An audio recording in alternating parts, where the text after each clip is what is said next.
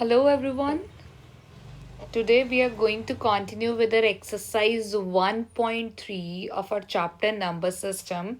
As you people know, we have already done our three questions of this exercise. Now we have to start with the fourth question. So let's start with the fourth question. Let's see what our fourth question is saying to us. So our fourth question is express 0.99 in the form of P by Q. Are you surprised by your answer? Let's calculate first our answer, then we'll be surprised by it, right? So let's express 0.99 in the form of P by Q. You people know whenever we have to convert a decimal form of rational number to p by q, what we people does, हम क्या करते हैं, हम तीन steps को follow करते हैं. वो तीन स्टेप्स कौन से आपको पता है? Let's start with the first step. Step number 1 तो है हमारे पास क्वेश्चन क्या है. पहले तो हम लिखते हैं गिवन क्या है हमारे पास. गिवन क्या है, किसको चेंज करना है? हमारे पास गिवन है 0.99999, right? So our first step is very first step of our is, पहला स्टेप क्या होता है हमारे पास? Let X is equals to, let X is equals to 0.99999, right? So we can also write it as 0.9 की बार. We'll equate this. It is equals to x is equals to 0.99999. Let's take this equation number 1. You people know what is our step number 2? Step number 2. Now we have to see for our question. Question में क्या दे रखा है for step number 2? Question था हमारे पास 0.9 की बार, तो हमने ये देखना था डेसिमल के बाद कितने पॉइंट्स जो हैं वो रिपीट होते हैं. कितने पॉइंट्स रिपीट हो रहे हैं? एक ही. तो स्टेप नंबर 2 क्या होगा हमारा? Multiply equation number 1 with 10, right? यही होगा. तो हमने करा इक्वेशन नंबर 1 को 10 से multiply. 10 into x is equals to 10 into 0.9999, यही होगा. ये कितना आ गया? 10x इज इक्वल्स टू, ये पॉइंट शिफ्ट कर दो, कितना आ गया? 9.99999. तो ये आ गई हमारी इक्वेशन नंबर 2. अब हमने करना है स्टेप नंबर 3. स्टेप नंबर 3 क्या होता है हमारे पास? हमने ये वाली स्टेटमेंट को ऐसे स्प्लिट करना है कि ये हमारे पास दे x की वैल्यू. तो अब हम इसके लिए क्या करते हैं? Rough work. क्या करेंगे? 9.999 माइनस x की वैल्यू. x की वैल्यू कितनी है हमारे पास? 0.99999 माइनस करा कितना आ गया? 9.00000. तो अब ये 9.999 किन दो चीज़ों का समेशन बन रहा है? इन दो चीज़ों का. तो क्या लिखेंगे? 10x is equals to 9 plus 0.99999. तो ये है 10x is equals to 9 plus, ये किसकी वैल्यू दे रहा है? x की. कितना आ गया? 10x minus x is equals to 9. 9x is equals to 9. x is equals to 9 by 9, that is 1. तो x की वैल्यू हमारे पास कितनी आ गई? 1. तो हमने तो ये डेसिमल फॉर्म से p ओवर q फॉर्म में कन्वर्ट करना था, बट आंसर तो 1 आ गए. ये p ओवर q फॉर्म हो रही है. हमने फर्स्ट वीडियो में पढ़ा था इंट्रोडक्शन में कि हर इंटीजर जो है वो p ओवर q की फॉर्म में लिखा जा सकता है. तो अगर हम इसको लिखे तो कैसे होगा? x is equals to 1 by 1. नीचे तो 1 लिख ही सकते हैं हम. Is equals to p over q form. p over q form तो बन ही रही है. अब हम आंसर को सेटिस्फाई करवाते हैं. अब क्या था हमारा क्वेश्चन? 0.9 की बार is equals to 1. So this is quite shocking कि 0.99999 इज इक्वल्स टू 1 हो सकता है. वो 1 तो नहीं हो सकता. Means this is not our exact value. This is our approximate value. So we will write it as 0.999 is approximately equals to 1, or we can write 0.9 की बार is approximately equals to 1. So this is not our exact value. ये हमारे पास क्या है? Approximate value है 0.999 की बार की, right? So this was our fourth question. Now let's proceed toward the fifth question. Fifth question हमारा क्या कह रहा है? Fifth question है हमारे पास, what can the maximum number of digits be in the repeating block of digit in decimal expansion of 1 by 17? 1 by 17 में अब अगर हम देखें तो हमारे पास हमने इसका डेसिमल एक्सपेंशन निकालना है, तो ये देखना है चेक करके कि कितने ब्लॉक जो हैं वो डेसिमल के बाद क्या कर रहे हैं, रिपीट कर रहे हैं। तो आपको ये तो पता ही है कि जब भी हमने पी ओवर क्यू फॉर्म से डेसिमल फॉर्म में कन्वर्जन करना है, किस तरीके से होगा वो होगा हमेशा लॉन्ग डिवीजन मेथड के साथ। किसके साथ होगा? लॉन्ग डिवीजन मेथड के साथ होगा, राइट। हम वो लॉन्ग डिवीजन मेथड परफॉर्म करेंगे, पर वो हमने परफॉर्म करके क्या देखना है कि जब हम 1/17 को डिवाइड करेंगे तो जो डेसिमल के बाद कितनी डिजिट्स हमारे पास आएंगी, कितने रिपीटिंग ब्लॉक्स जो होंगे हमारे पास आएंगे, तो वो हमने चेक करना है। तो उसके लिए अब हम क्या करेंगे, एक चीज़ तो कंफर्म है, हमारे पास यहाँ पर डिवाइज़र कितना है, 17। तो ये हमको बात पता है कि जो हमारे पास रिपीटिंग ब्लॉक्स होते हैं वो हमेशा डिवाइज़र से तो कम होते हैं। मींस इतना तो कंफर्म है कि जो हमारे पास डेसिमल के बाद पॉइंट्स आएंगे वो 17 से तो कम ही होंगे। पर चेक करते हैं चलो कितने होंगे। अब हमारे पास क्वेश्चन है 1/17। क्वेश्चन है हमारे पास 1/17।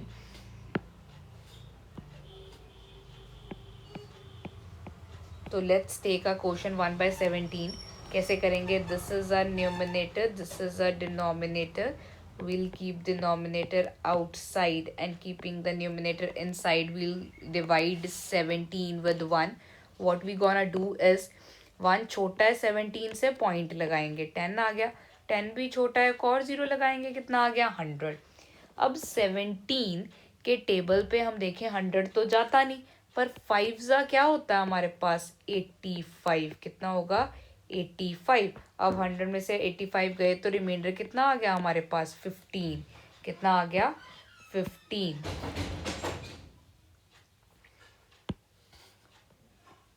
रिमाइंडर आ गया हमारे पास 15, राइट। अब 15 जो है 17 से छोटा है, तो हम यहाँ पर क्या लगाएंगे, 0।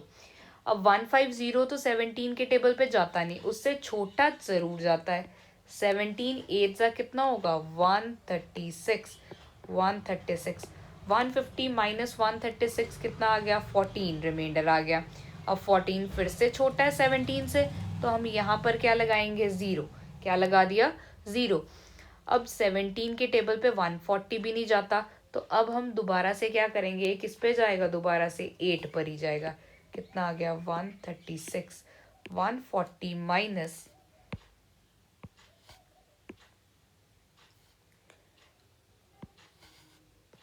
136, 140 माइनस 136 कितना आ गया हमारे पास, रिमाइंडर 4। कितना आ गया, 4। अब हमने क्या करा, 4 छोटा है, यहाँ पर क्या लगाएंगे, 0। अब 17 के टेबल पे 40 तो जाता ही नहीं है, तो ये 3 ज़ा 17 3 ज़ा कितना होता है, 51। वो तो बड़ा होगा। अब ये किस पे जाएगा, दोबारा से 2 पे। किस पे गया, 2 पे। 17 2 ज़ा कितना होगा हमारे पास, 34। कितना होगा, 34। माइनस करा, आंसर कितना आ गया हमारे पास, 6। कितना आ गया, 6। अब 6 फिर से छोटा है, यहाँ पर क्या आएगा, 0। 17 के टेबल पे 60 तो जाता नहीं, अभी हमने बोला 17 3 ज़ा क्या होगा, 51। कितना होगा, 51। माइनस करा, आंसर कितना आ गया, 9। अब 17 से 9 छोटा है, तो हम यहाँ पर क्या लगाएंगे, 0। क्या लगाएंगे, 0। अब 90 तो जाता नहीं 17 के टेबल पे, तो कहाँ पर जाएगा, 5 ज़ा क्या होगा, 85। क्या होगा, 85। रिमाइंडर कितना आ गया, 5। माइनस करा, रिमाइंडर कितना आ गया, 5। अब हमारे पास क्या होगा, 5 फिर से छोटा है, यहाँ पर क्या लगाएंगे, 0।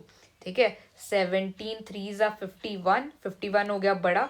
50 से तो ये किस पे जाएगा, फिर से 2 पर जाएगा। किस पे जाएगा, 2 पे। 17 2 ज़ा 34 होगा, माइनस करा तो कितना आया, 50 में से 34 गए तो कितना आ गया, 16। कितना आ गया, 16। अब 16 फिर से छोटा है, तो यहाँ पर क्या आएगा, 0।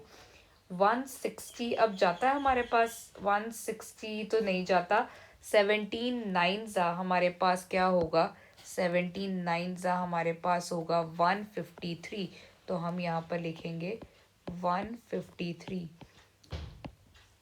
माइनस करा तो रिमाइंडर कितना आ गया 7, 7 17 से छोटा है तो यहाँ पर क्या आएगा 70, क्या आएगा 70। अब 70 तो जाता नहीं, 17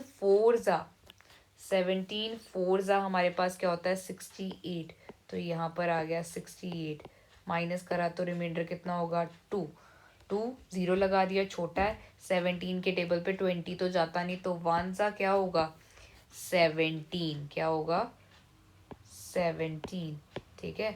20 में से 17 गए तो रिमाइंडर कितना आ गया 0, 3 छोटा था, 0 लगा दिया मैंने। 17 के टेबल पे 30 जाता है नहीं, 17 2 सा 34 होता है, तो ये फिर से किस पे जाएगा 1 पे, किस पे जाएगा 1 पे, तो 1 पे गया, कितना आ गया हमारे पास 17, रिमाइंडर कितना बचा हमारे पास 13।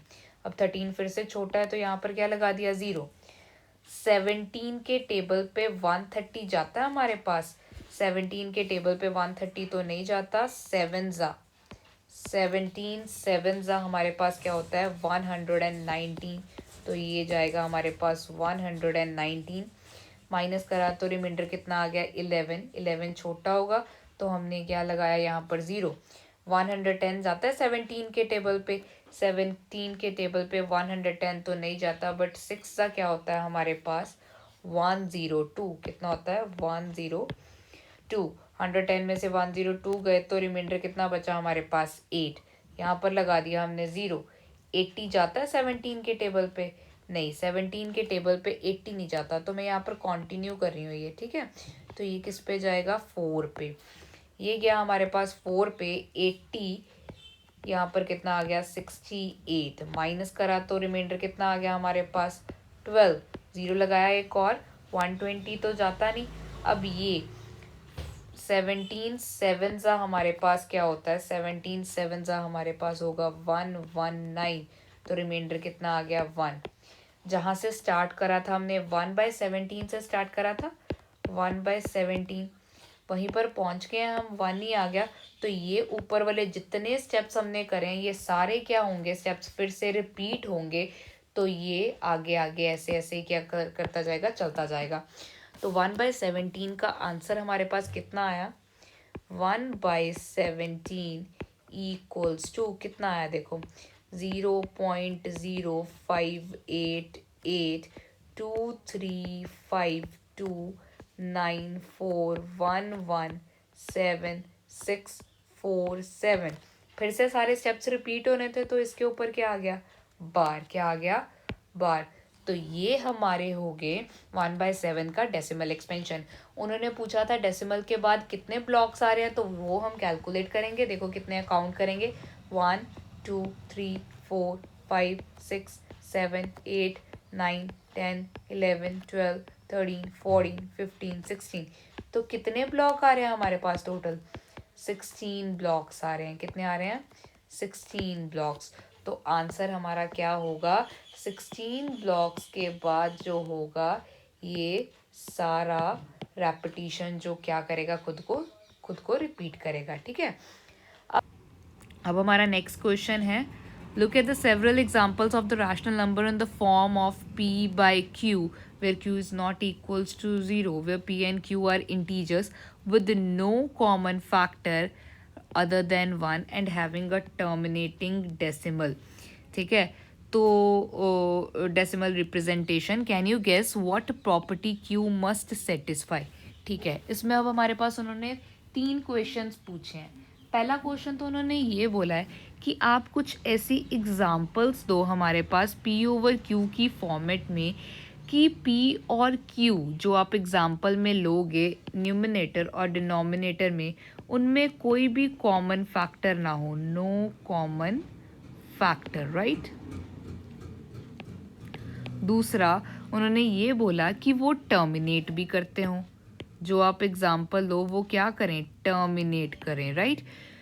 तो अगर हम वो देखें कि वो टर्मिनेट भी करें, उनका कोई कॉमन फैक्टर भी ना हो, कुछ ऐसी एग्जांपल्स हम लेते हैं और उसके बाद जब हम एग्जांपल्स लेंगे तो हम ये चीज़ नोटिस में लाएंगे कि उसमें क्यों कुछ सिमिलैरिटी शो कर रहा है, अगर कर रहा है तो वो क्या है।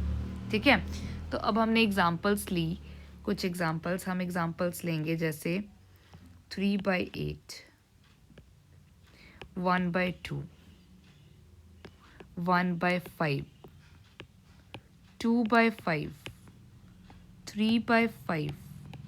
अब देखो मैंने जितनी भी एग्जांपल्स लिए हैं, ये है हमारा P, ये है हमारा P, ये है हमारा Q। इसमें से कोई भी Q, उन्होंने बोला था Q must not be equals to zero, तो Q हमारा कोई भी ज़ीरो के इक्वल नहीं है।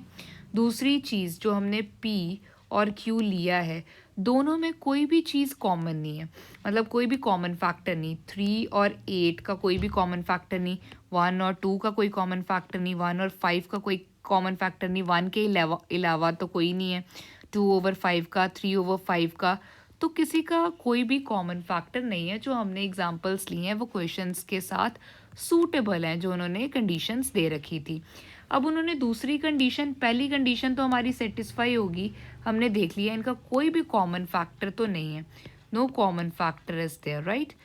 तो दूसरा पॉइंट जो उन्होंने बोला था कि जब हम P/Q की फॉर्मेट लेंगे तो वो क्या करनी चाहिए, टर्मिनेट करनी चाहिए 1 या 2 डेसिमल के बाद। तो आप चेक करो, हमने जितनी भी एग्जांपल्स ली हैं वो क्या करेंगी, टर्मिनेट। इसमें से अगर मैं एक आपको डिवाइड करके दिखाऊं, 2, ये कितना आ गया 1, पॉइंट लगाया कितना आ गया 10, तो ये 5 ज़ा कितना आ गया 10, डेसिमल क्या कर गया, टर्मिनेट। क्यों, 0.5 आ गया, डेसिमल के बाद एक ही डिजिट आया तो वो क्या कर गया, टर्मिनेट। ऐसे ही आप सबकी अगर चेक करोगे तो सबका क्या कर जाएगा, टर्मिनेट कर जाएगा, राइट। तो अब उसने बोला था कि जो आपने फैक्टर्स ली जिनमें ये दोनों कंडीशंस आपकी सेटिस्फाई करगी, उसमें आप ये गेस करके बता सकते हो कि क्यू कौन सी प्रॉपर्टी को सेटिस्फाई कर रहा है। हाँ जी, हम ये बता सकते हैं कि क्यू कौन सी प्रॉपर्टी को सेटिस्फाई कर रहा है। आप क्यू हर पैटर्न में देखो, हर एग्जाम्पल में देखो, जो क्यू है इस चीज़ में वो क्या होना चाहिए, वो फैक्टर होना चाहिए हमेशा, वो फैक्टर होना चाहिए हमेशा किस चीज़ का, वो फैक्टर होना चाहिए हमेशा ईदर 2 और 5, राइट। जो हमने Q को इस फॉर्मेट में लेना है कि या तो वो क्या हो, ना तो उनमें कोई कॉमन फैक्टर हो और वो टर्मिनेट भी कर जाए। जब जब हम ऐसी एग्जांपल्स लेंगे तो आप उस चीज़ में अपना Q नोटिस करोगे, वो हमेशा फैक्टर होगा या तो 2 का या तो 5 का। मीन्स या तो वो 2 का फैक्टर होगा या क्या होगा हमारे पास 5 का फैक्टर। या फिर हम ऐसे भी लिख सकते हैं कि वो क्या होगा, prime factor of form 2 की पावर n into 5 की power m, where n and m, जहाँ पर n और m हमेशा ही हमारे पास क्या रहेंगे, होल नंबर्स। क्या रहेंगे, होल नंबर्स। आपको पता है होल नंबर कहाँ से स्टार्ट होते हैं, 0 से स्टार्ट होते हैं, 0 1 2 so on up to n, right. तो जब भी हम जैसे 2 के ऊपर अगर 2 का फैक्टर नहीं भी है तो कितना हो गया 0, 5 का कोई फैक्टर है कितना आ गया 1, एनीथिंग रेज टू पावर 0 कितना होगा 1, 5। मतलब जब भी हमारे पास इस पैटर्न में कोई भी हमारे पास डिनोमिनेटर होगा जिसमें n और m हमारे क्या होंगे, होल नंबर्स, जिसमें क्या होगा, प्राइम फैक्टराइजेशन होगा या तो 2 का या 5 का। जब भी हमारे पास ये देखो, ये 2 की पावर क्या है हमारे पास, 2 की पावर 3, 2 की पावर 1, 5 की पावर 1, 5 की पावर 1, 5 की पावर 1, और इसमें अगर 2 है ही नहीं तो उसकी पावर 0, 2 की पावर 0, 2 की पावर 0, 2 की 5 की पावर 0, 5 की पावर 0। मतलब हमेशा इस पैटर्न में एग्जिस्ट कर रहा है 2 की पावर n, 5 की पावर m, जहाँ पर n और m हमेशा क्या होगा हमारे पास, होल नंबर, राइट। तो ये था हमारा अपना 6th क्वेश्चन। ये आपने 3 क्वेश्चंस करने हैं, तो बाकी हम करेंगे कल, ठीक है? Thank you.